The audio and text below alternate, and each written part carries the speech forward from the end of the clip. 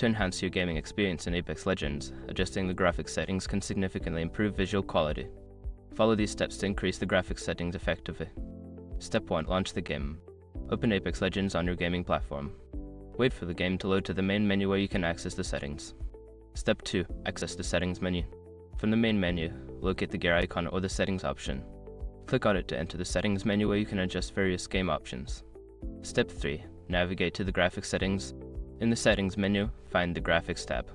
This section contains all the options related to visual quality, including resolution, texture quality, and more. Step 4. Adjust graphics options. Within the graphics settings, you will see various options such as resolution, texture quality, shadow quality, and anti-aliasing. Increase these settings according to your hardware capabilities for better visuals.